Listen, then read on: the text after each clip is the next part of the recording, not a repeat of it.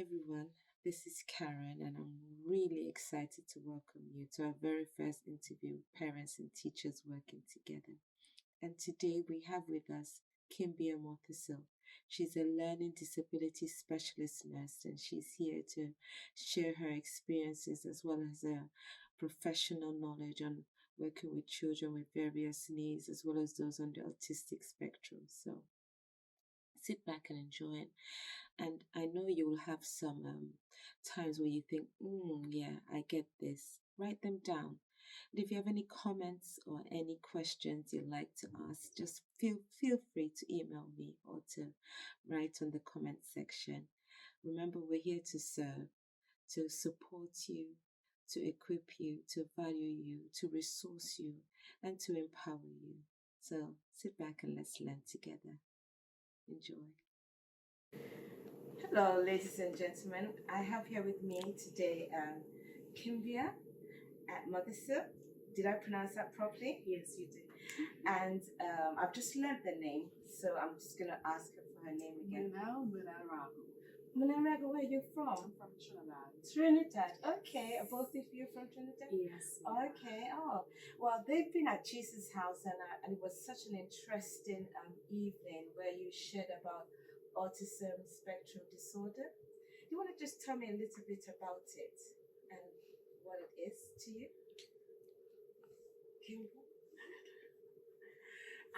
So tonight I spoke specifically about the different types of learning difficulties that younger adults, like children, may experience as well. And as we know, autism, it's a wide spectrum. And I believe in each one of us, there are a bit of autistic traits in each one of us. Some to an extreme and some isn't. And I'm glad that there's awareness of autism now.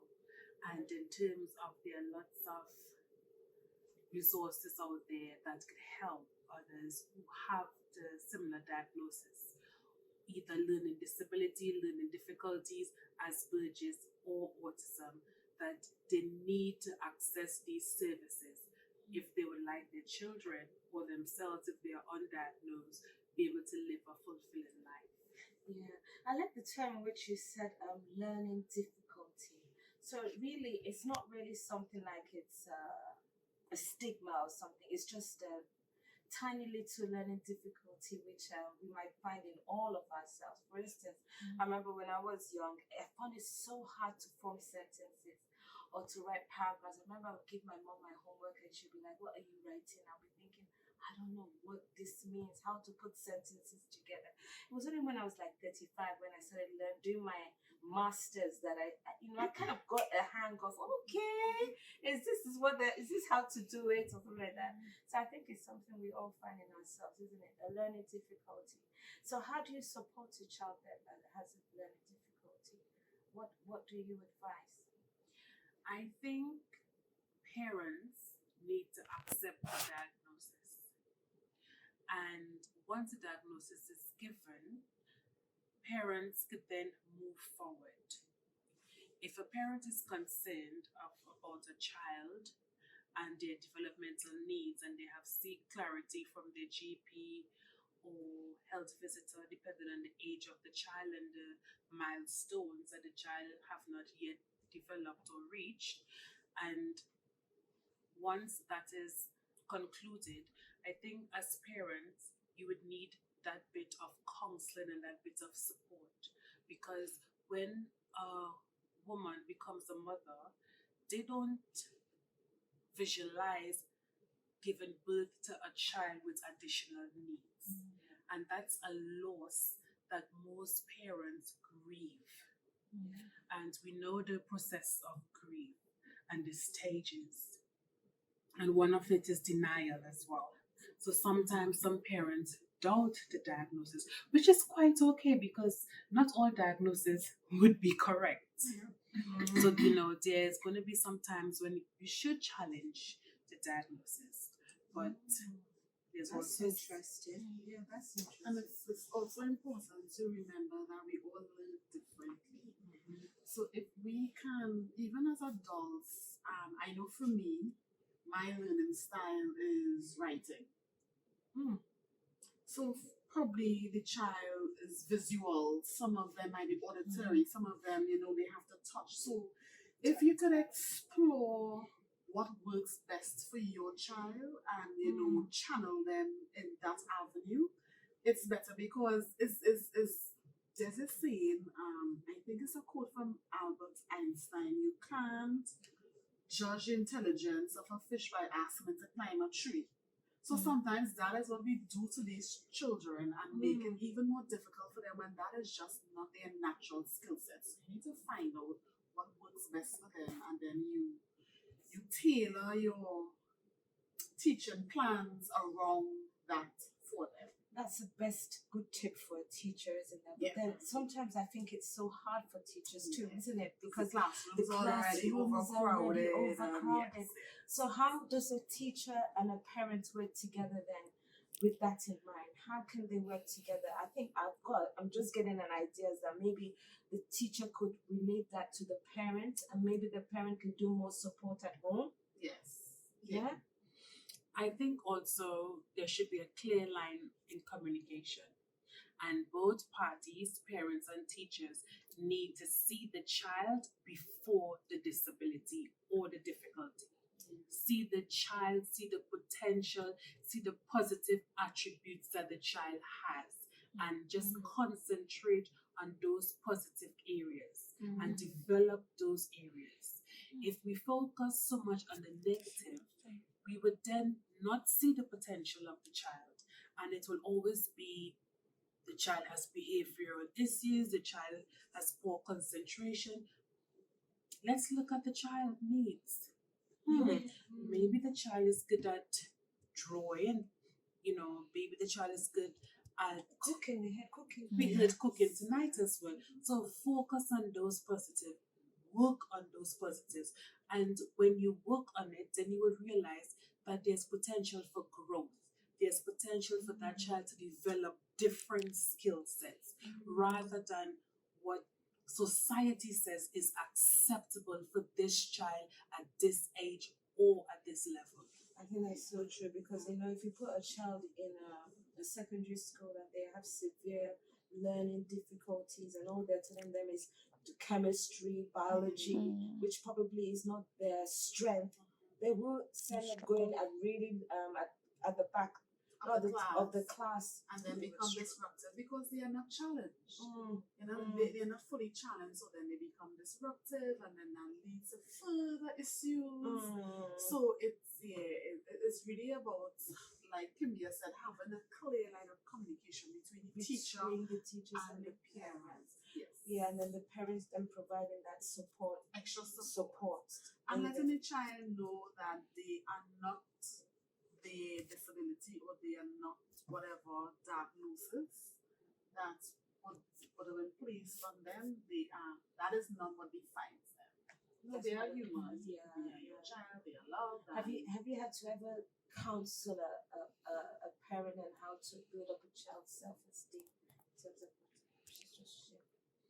I think another area is the environment and the home. The environment should be child friendly as well, and child friendly in terms of promoting positive growth and positive mindset. For example, if you know a child, I know we've covered this subject already, but if you know a child is good at a particular area, you then build on that. You give more stuff that will encourage that child further. Resources, Lots more resources, different colors. I mean, some children with autism, Asperger's, learning disability, or difficulties, they have sensory issues. They have sensory needs, and that affects their behavior. And the child behavior is usually a way of communication. What do you mean by sensory issues? Sensory issues could be how the child reacts. For example, someone who has autism, sometimes they may not like bright lights. Okay. So the lighting could affect their eyes, which would recognize a behavior in the child, a behavior that others may seem challenging or disrupting, whereas actually it's a need that's not being met. Some children, they would like routine, they like patterns. If Tommy comes in, Tommy wants to sit on the green chair.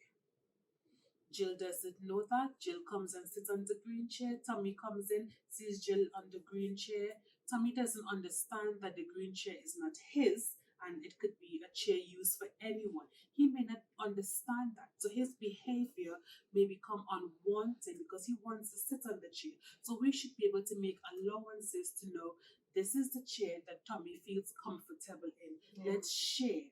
And sometimes educating the other children to know that, Tommy likes this chair. It's okay. It's okay if Tommy's a bit different. Not just look at the differences and give it bad titles, And bad parents labels. say, No. if you let that child get up, you keep on saying he wants the green chair, you're spoiling him, which is not true. It's just basically he doesn't have that the ability to recognize, like he rightly said, that it doesn't work that way. yes, that it can be shared. Yeah. So I think it's also important that all teachers should have some kind of basic training in interacting with students with learning disabilities, all teachers. So you should be able to see the signs and deal with it appropriately. Instead of labeling children probably as lazy or spoiled or whatever else, you can recognize the signs and take the necessary action to get that child the help. Yeah, I think that will help because sometimes in classrooms or even in Sunday schools, we tend to make the classroom we tend to make it in a way that the children are treated all the same. So they're all told to read the Bible passage, all told to to speak, and if you're not speaking, then something is yeah. So then the negative way of disabilities is being highlighted. We don't like it as adults, so how do you tell a child they may not speak out, but they will definitely feel marginalized. Yeah. Well, thank you very much for sharing with us tonight. I'm really, really blessed and very enlightened. I really hope that you will continue to have more programs like these because it was a little experience even for me. And I can see that there were quite a few persons there with children who are struggling. Yeah. And it's like you really don't know, even in a church settings, you don't know how to reach out, you're not. Wow, wasn't that interesting? I truly did enjoy listening to Kimbia as she shared her experiences and gave us professional advice on how to support children with autism. I made notes myself, so I have so many notes to take from this. And I think it's an interview that you should listen to again and again. I have things such as the importance of making the child the focus. And because sometimes as parents, as well as teachers, we make it the focus on either the difficulties we're facing, and so we want the child to adapt to us and our needs unconsciously, or we may focus so much on the way in which the child is not meeting their milestones, and so our lines of communications between the parent and the teacher can be one that is quite negative in a way, because the report we're given is probably that the child still needs development in this area, or the child needs development in that area. But she said things that it's important that we make sure we focus on the positive attributes of the child and then work on these positives, because by working on these positives you will realize that there is a potential for growth. And she gave things such as, if we were to focus on that the child is able to cook properly, or the child is able to sew, or is good in singing, or is good in swimming, look at those positive areas and then focus on those. And she also told us the importance of making sure that when we're deciding on things as to the environment we want to place our child, for instance, is it going to be a mainstream school or a specialist school? Look again at the needs of the child. Focus on the fact that children with autism, they're very visual. And so maybe verbal communication, which many mainstream schools unfortunately do because of the size of the class, there's a lot of verbal interaction. The child may find it very, very hard to relate to. And also children with autism, they may have various areas of difficulty, such as in communication or social interaction, flexible thinking, or sensory processing. For instance, in social interaction, you may find it hard not to be able to read people's emotions. And as a result of that, they may feel that everyone is very negative towards them, and they may find it very depressing, finding it that in many interactions that demand one-to-ones or having them being placed in groups, they may find it very daunting and very hard to cope with. And so also bear that in mind and make sure that as a parent that the environment again is centers around their needs. I mean, I have something here. She says that make sure that the environment of the home should be child friendly, promoting positive growth. And she gave us examples in those areas.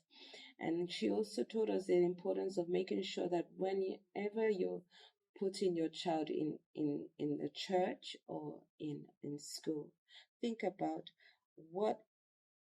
give yourself 3 questions. What expert is there in that environment to support my child? Are there any experts there? Or what support will be in place for my child? And also, is the support working? Think about those things when deciding what to do with your child. And she said again that there should be positive communications. I can't continue to stress that, between the parents as well as with teachers.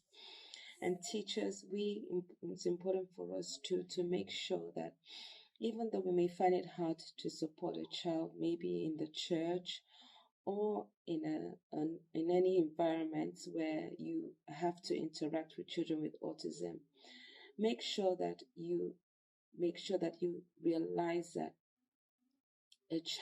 every child is unique. And so when preparing your teaching or in preparing things that you want the child to learn, make sure you remember that some children learn differently, and use that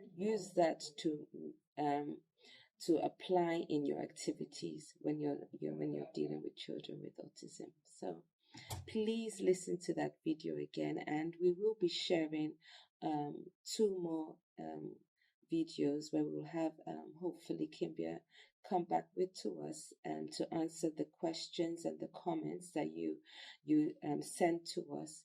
She will also be getting other parents to share their experiences too. So please listen to that. So sign on to our YouTube channel and subscribe so that you can get notifications. We will be coming once a month, the first week of every month. So please make sure you subscribe to our YouTube channel. Remember, it's ManthanoCMT. Actually, I've actually got a cup on this. Yeah.